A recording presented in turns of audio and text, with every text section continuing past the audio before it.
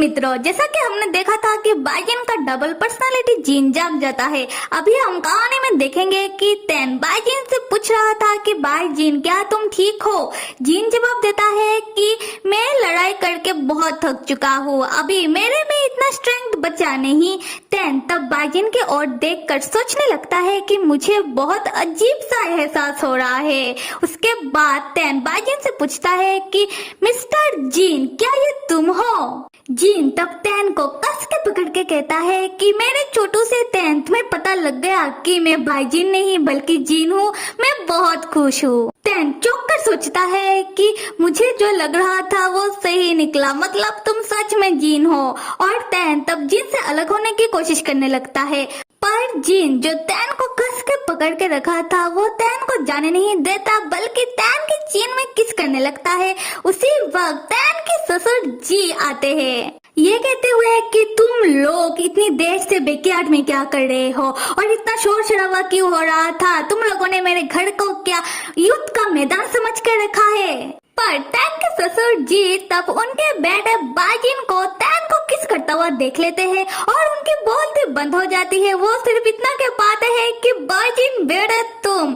तब तैन की सासू मॉम डोडो को लेकर आती है और डोडो भी अपना डाडा को देखकर सोचने लगता है कि मेरा डाडा का शक्ल टमाटर जैसा लाल क्यों है। तैन तब सबको देखकर शर्म से पानी पानी होकर बाइजिन का मुंह एक मुक्के से पकड़ के रखता है और अपने मन में कहने लगता है कि ये क्या भाई, मुझे इतना शर्म क्यों आ रहा है। जिनने तो सिर्फ मेरे चिन में किस किया है। खैर आते हैं बाइजिन के पिताजी की और वो तब तैन और बाइजिन से पूछते हैं कि मैं तुम्हारा अंकल फैन और उनकी होने वाली दुल्हन को ढूंढ रहा हूँ। मुझे पता लगा कि वो दोनों घर की बैकयार्ड की ओर आए हैं, क्या तुम दोनों ने उन दोनों को देखा है। तैन अपना ससुर जी को कहता है कि अब उन दोनों को ढूंढने का कोई फायदा नहीं, मत ढूंढिए उन दोनों को, क्योंकि अंकल फैन और मेरे मास्टर होंग के ही चले गए। आते हैं बाइजिन के माता जी की और वो हंसते हुए तैन और बाइजिन से कहती है कि बेटा लोग तुम दोनों जो अभी अभी कर रहे थे उसे चालू रखो, मैं एक फोटो ले लूं तुम दोनों की। बेटा लोग तुम दोनों जैसे एक दूसरे से चिपक कर रहते हो, लगता है कि एक और साल में हमारा एक और पोता या फिर पोती जरूर आ जाएगी। डोडो ये सुनकर कहता है कि वाह, एक और पोता या फिर पोती। बाइजिन के पिताजी डोडो से कहते हैं कि मेरे बोले से डोडो, पोता या फिर पोती तो हमारा, तुम्हारा तो छोटा भाई या फिर बहन आएगा। और तैन लाइक एक तो संभलता नहीं और आप लोगों ने मुझे समझ क्या रखा है। खैर उसके बाद बाइजिन के पिताजी घर से बाहर निकलते हैं और जितने भी मेहमान शादी में आए हैं और जो भी रिपोर्टर लोग अंकल फैन की शादी को कवर अप कर रहे थे उन सब से कहते हैं आप सब हमें माफ कर देना, कुछ कारण से आज ये शादी नहीं हो पाएगी। आप सब इस शादी में आए उसके लिए धन्यवाद, अभी आप सब जा सकते हो। तब दो रिपोर्टर को दिखाया जाता है जो अपना फोन चेक करते हुए आपस में ही कह रहे थे कि ये क्या देखो सोशल मीडिया में क्या खबर चल रहा है। ताइवान फैक्ट की सेकंड मास्टर फैन का दुल्हन और कोई नहीं मास्टर होंग था। और क्या ये खबर सब देख लेते हैं कि दुल्हन तो शादी के मंडप से भाग गई और बातें बनाने लग जाते हैं और साथ में ये दो रिपोर्टर भी बड़ा चढ़ा कर बकवास करते हुए कहता है ये क्या हो गया, मास्टर होंग ने सेकंड मास्टर फैन को छोड़ दिया, वो तो एक छोड़ा हुआ दूल्हा हो गए। दूसरा रिपोर्टर कहता है कि तुम्हें तो पता ही होगा मास्टर होंग तैन के मास्टर है, वही जो पिछली बार बाइजिन की शादी में आकर उसका कभी ना होने वाली दुल्हन से उसे चुरा कर अपने साथ लेकर गया था। मैं एक बात बता दूं तुम्हें, ये जो राक्षस लोग होते हैं ना, ये ऐसे ही होते हैं, इनके ऊपर यकीन करना नहीं चाहिए क्योंकि इनका तो खुद का कोई मान नहीं होता। सामने वाला रिपोर्टर कहता है हाँ हाँ तुम सही कह रहे हो और मैंने सुना है कि तैन डिमोन किंग इलेक्शन में पार्टिसिपेट कर रहा है। पिछली बार याद है जब उसने पार्टिसिपेट किया था तो तब क्या तमाशा हुआ था, आप देखेंगे कि आप वो कौन सा तमाशा करता है। अगर राक्षस लोगों को हम ऐसे ही अपना मन मर्जी करने दे तो किसी दिन वो लोग हमारा कल्टीवेशन वर्ल्ड को ही डुबा देंगे। तब तैन और बाइजिन ठीक उन दो रिपोर्टर के साइड में ही खड़े खड़े थे और वो दोनों उन दोनों रिपोर्टर की बातें सुन लेते हैं। तैन तब गुस्से में आग बबूला होकर उन दो रिपोर्टर से कहता है कि कमीनो, अगर तुमने अपना ये गंदा मुंह बंद नहीं किया तो मैं तुम दोनों को मार दूंगा। ये सुनते ही वो दो रिपोर्टर चौंक जाते हैं। तैन और बाइजिन को अपने सामने खड़ा देखकर फिर भी वो दो रिपोर्टर सुधरते नहीं। उनमें से एक रिपोर्टर तैन से कहता है कि हम जो भी कह रहे हैं बिल्कुल सही तो कह रहे हैं, और तुम लोग राक्षस कल्टीवेटर, तुम लोगों का कौन सा मान होता है। तैन तब अपना मुक्का उन दो रिपोर्टर को दिखाते हुए कहता है कि बहुत दिन हो गए मैंने किसी को पीटा नहीं, और तुम लोगों को देखकर लग रहा है कि तुम लोगों को बहुत शौक है पिटाई खाने का, तो मैं ज्यादा देर तक खुद को रोक कर नहीं रखूंगा। तब एक रिपोर्टर कहता है कि क्या तुम हमें पीटना चाहते हो, पर तैन तुम मत भूलो कि तुम अभी एक न्याय के कल्टीवेटर के मुखिया के घर में खड़े हो। दूसरा रिपोर्टर कहता है हाँ बिल्कुल तैन, और तुम्हारे साथ बाइजिन खड़ा है जो एक न्याय का कल्टीवेटर है, वो तुम्हें कुछ करने नहीं देगा। तैन तब उन दो रिपोर्टर को मारने के लिए आगे बढ़ने लगता है, पर जिन तैन को पीछे से पकड़ के कहता है कि मेरे छोटू से तैन, तुम उन दोनों को मारकर अपना हाथ गंदा मत करो। फिर जिन उन दो रिपोर्टर से कहता है कि तुम दोनों साले कमीनों, तुम दोनों का इतना हिम्मत कि तुम मेरे छोटू से तैन के बारे में बातें बनाओ, रुक और देख कैसे मैं तुम दोनों का भरता बनाता हूँ। तब वो दो रिपोर्टर लाइक बाइजिन तू तलाक से बातें कर रहा है और कह रहा है कि हमारा भरता बनाएगा। दूसरी तरफ हम बाइजिन के पिताजी को देखते हैं जो अपने घर में बाइजिन और तैन को ना देखकर बाइजिन के माताजी को चिल्लाते हुए पूछ रहे थे कि बाइजिन और तैन कहाँ है। तुम्हें तो याद ही होगा कि पिछली बार शादी में क्या हुआ था, हमारे परिवार का मजाक बनाकर रख दिया दुनिया वालों के सामने, और अभी भी ऐसा ही हुआ है, हम शादी से भाग गया।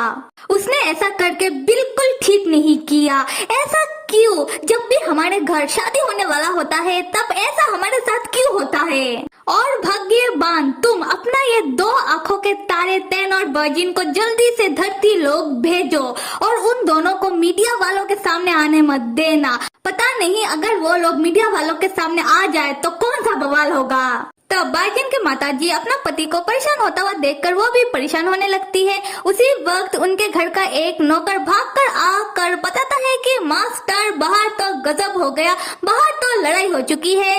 बाइजिन के माताजी चौंक कर पूछती है कि लड़ाई किसके बीच। नौकर बताता है कि बाइजिन बाहर कुछ रिपोर्टर को पीट रहा है। यह सुनकर बाइजिन का पिताजी गुस्से में किरकिराते हुए कहते हैं कि क्या तैन और बाइजिन अभी वो दोनों दूसरे लोगों के साथ मारपीट पर उतर आए, मैं उन दोनों को छोड़ूंगा नहीं, उन दोनों को तो सबक सिखाना ही पड़ेगा। तब बाइजिन के माताजी लाइक मेरे बच्चों को मेरे पति से कोई बचाओ। अब आता है बचाने वाला डोडो। प्यारा सा डोडो आकर अपना ग्रैंडपा का ध्यान अपने डैडा और पप्पा से भटकाने के लिए कहता है कि ग्रैंडपा मैं तो आपसे मिलने के लिए आया हूँ, पर आप तो मेरे साथ खेल नहीं रहे हो, डोडो को अच्छा नहीं लग रहा। और क्या बाइजिन का पिताजी अपने सामने अपने घर का चिराग प्यारे से डोडो को देखते ही उनका दिल बिगड़ जाता है। वो तैन और बाइजिन के बारे में भूल जाते हैं। इस बात का फायदा उठाकर बाइजिन की माताजी बाइजिन के पिताजी से कहती है कि सुनते हो डोडो आपके साथ खेलना चाहता है तो आप जाओ डोडो के साथ जाकर खेलो। फिर क्या डोडो के ग्रैंडपा डोडो के साथ छुपन छुपाई खेलने के लिए चले जाते हैं और डोडो अपने मन में कहता है देखो मैंने मेरा पापा और दादा को बचा लिया, मैंने एक अच्छे बेटे होने का धर्म निभाया। एक्चुअली मेरे ग्रैंडपा थोड़े भोले से है, वो आसानी से मेरे बातों में आ जाते हैं। खैर बाइजिन की माताजी तब अपने साथ कुछ नौकर को लेकर घर के बाहर आती है कल्टीवेशन वर्ल्ड की रिपोर्टर लोगों की बकवास बातों को संभालने के लिए, और आकर वो दो रिपोर्टर को देखती है जिनका बाइजिन ने पहले से ही भरता बना दिया है और बाकी लोग बातें बना रहे थे। कुछ कह रहे थे कि बाइजिन तैन के साथ रह कर बिगड़ चुका है, और कुछ कह रहे थे कि क्या बाइजिन भूल गया है कि दूसरों को रेस्पेक्ट कैसे करते हैं। बाजिन की माताजी तब अपना एक नौकर से पूछती है कि हो क्या रहा है ये सब। नौकर बताता है कि दो रिपोर्टर तैन के बारे में अनाप शनाप बके जा रहे थे और बाजिन को ये बात बर्दाश्त नहीं हुई तो उसने उन लोगों को सबक सिखाया। बाजिन की माताजी ये सुनकर खुश होकर कहती है कि मुझे मेरे बेटे के ऊपर गर्व है, अच्छा किया उसने। फिर वो अपना एक नौकर को आदेश देती है कि यहाँ जो भी हुआ है ये बात बाहर नहीं जानी चाहिए। और एक बात बताओ, मेरे दो लाडले बाजिन और तैन किधर है? नौकर बताता है कि बाजिन जी को पता चला है कि तैन डिमोन किंग इलेक्शन में हिस्सा ले रहे हैं तो वो तैन को लेकर राक्षसों के देश में गए हैं और साथ में कह रहे थे कि उन्हें भी डिमोन किंग इलेक्शन में हिस्सा लेना है। ये जानकर बाजिन के माताजी लाइक व्हाट, मेरे बेबी बू का तो समझ में आता है पर मेरा बेटा क्या पगला गया है, वो कैसे हिस्सा ले सकता है। तो मेरे मित्रों, आज का एपिसोड देखकर जो पता चला है वो है कि बाजिन जो स्पिरिट फोर्स डिवीजन में चला गया है, फिलहाल जो उसके अंदर का जीन जाग गया है इसके बारे में उसके घर वालों को पता नहीं चला तैन के अलावा। और एक बात की बाजिन की माताजी सच में तैन और बाजिन को बहुत ज्यादा पसंद करती है और दूसरी बात की बाजिन के पिताजी, उनका यह बात मुझे उठपटांग सा लगा है। जैसे कि वो कह रहे थे कि मास्टर होंग ने शादी से भागकर अच्छा नहीं किया, पर उन्होंने ये जानने की कोशिश नहीं की कि अंकल फैन क्यों ऐसे आदमी से शादी करना चाहते हैं जो उनसे शादी करना ही नहीं चाहता। अंकल फैन ने क्यों मास्टर होंग को अपने साथ जबरदस्ती शादी करने के लिए लेकर आए। बाजिन के पिताजी ने ये समझने तक की कोशिश नहीं की, बल्कि वो मास्टर होंग का दोष देख रहे हैं पर अंकल फैन का नहीं। खैर, आप सबको क्या लगता है आप सब कमेंट करके मुझे जरूर बताना। साथ में लाइक, सब्सक्राइब और कमेंट करना तो बिल्कुल भी मत भूलिएगा। Till then stay with me and see you.